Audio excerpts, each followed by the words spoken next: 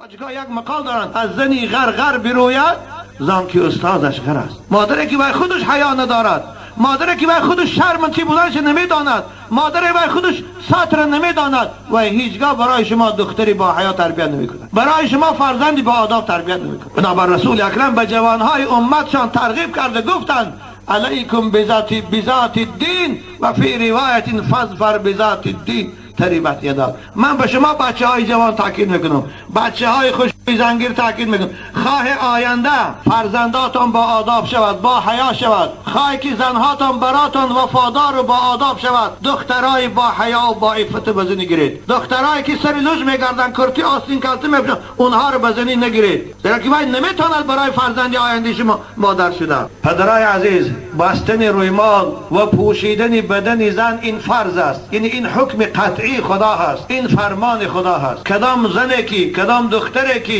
اگر گوید که من رویمال نمیبندم این به زیبایی من خلل میرساند، من این قبول ندارم، این زن این دختر کافر است و این نمیشود نکاح کرد و این نمیشود فقط مراد جنازه کرد. در که همه ملاها میدانند کسی یک فرض خدا را قبول نکند رد کند و کافر است. آخه این رویمال امر خدا هست. قرآن پروردگار به ما و شما خطاب میکند اعوذ بالله من الشیطان الرجیم ولیضربن بخمرهن علی جیوبهن. این امر خدا خودتان پدرای عزیز قرآن گریخانه امروز قرآن با خودی کلیلی ترجمه شده است. در سوره نور خدا میگه باید زنهای مسلمان وقتی که به کوچه میبرایند بر سر خود رویمال پرتایند که موی سری اونها را پیشی بری اونها را از چشم بیگانه ها پنهان دارد. این امر خدا هست. میشود امر رئیس جمهور کسی اجرا نکند؟ چگونه ما امر خدا را نمیتون اجرا نمیکنیم؟ فقط در پیشگاه خدا چی جواب میتید؟ پدرای عزیز شما فقط چی جواب میتید؟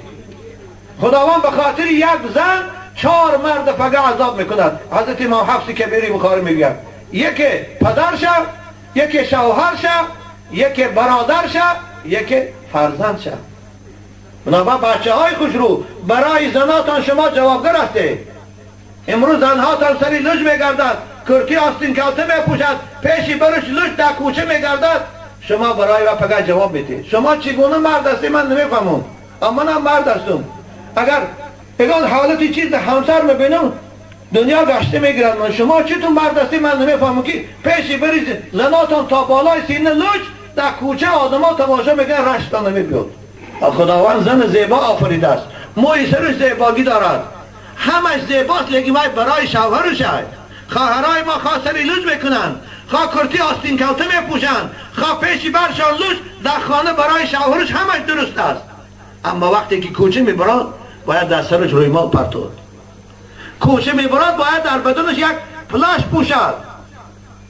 وای زنی مسلمان است، وای اروپایی نیست، وای مسیحی نیست، وای مسلمان است و این مسلمان گفته فقط جنازه میکنند.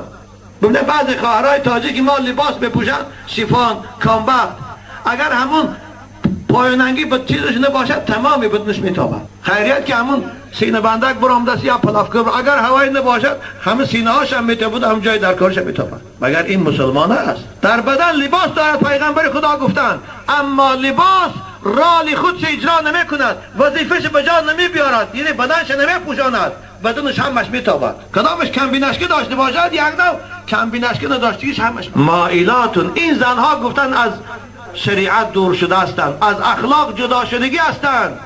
ممیلاتون دیگرها هم از اخلاق دور کننده هستند. موهای سراشان در گیردی سرشان کلوله کردگی. این پیغمبر خدا 1400 سال پیش گفت تا وقت این زنها نبودن، موی سراشان بلند برداشتگی مثل کوفان شتر سری لوج میگردن. حضرت چه گفتن؟ لا یدخلن الجنت، این زنها بهشت نمیدرایند و لا یذقن نعیمها، بوی بهشت هم. در روایت دیگر حضرت گفتن العنوهن فانهن ملعونات، این تو زنهای بی حیا و بی حجاب لعنت کنه، زیرا کنها لعنت کرده شده است. آخه پدرای عزیز، شوهرای عزیز، آخر شما در لعنت خدا گرفتار وقتی که دختراتون این تو میگردن. نگوید زبان هم تو است، زبان هیچی نیست است. زبان ما و شما تغییر بدیم، مدنیت ما و شما میبراریم. انسان است مدنیت ساز، انسان است تغییر دهنده زمان. وقتی که من تو دخترامون با رویمال پوچکی برآوردیم، دیگه هم دخترش با رویمال برای میشود چیه همه رویمال پوش. مگر دختر تاجیک با رویمال نمیتواند مادر خواهر شفقت شود؟ مگر دختر تاجیک با رویمال نمیتواند در بازار شین سودا کند؟ مگر دختر تاجیک با رویمال نمیتواند در دکان شین سودا کند؟ مگر برای همین هم شرط است که آستینش تا آرین برزند و سریلش کند؟ اولش عیبای شما پدراست که پروا ندارید. لباس شما میخرید، 100 سامون و 200 دلار در لباس میبیارید، دست دخترچتان میدید، او چگونه لباس میدوزد نمیپرسه که بچه چو این تو دختی؟ تو مسلمانی، تو رو من مسلمان تربیت کردی سلام، این لباسی تو لباسی کافر است، چون این تو پوشید ایستادی؟ یک بار نمیگی تا. حالا قرآن پروردگار به زنهای مسلمان و به مردها و به پدرها خطاب میکند که یا ایها النبی قل لازواجک و بناتک و نساء المؤمنین یدنین علیهن من جلابیبهن. این امر خدا هست، این امر رئیس جمهور نیست.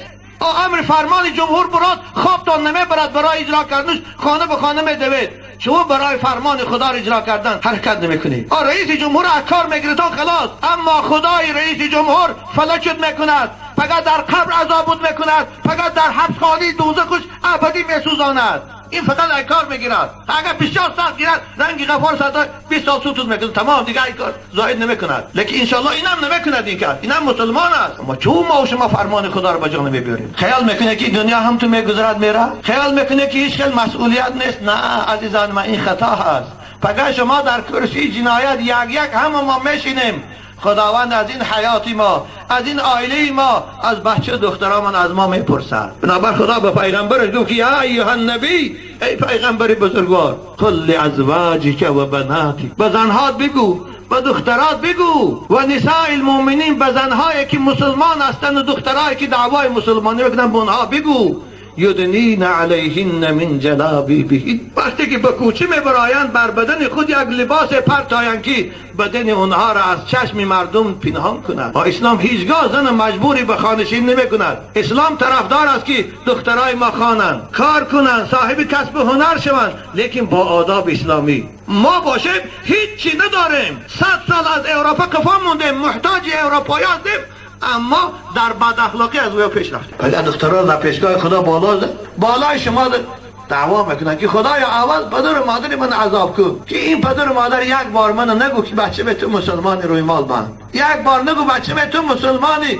کرتی آستیندار پوش نگو. بنابراین فتوای من است و فتوای انشاءالله هر عالم با تقواست. هر دختری که سری لوج میگردد کرتی آستین کلته میپوشد و این نکاحش درست نیست. پدر و مادرای عزیز و یار زکس کنه مانند اما رسا بارین آنی شوهرش بره تیتان و یار نکاح نکنه. نکاح برای دو مسلمان درست میشود.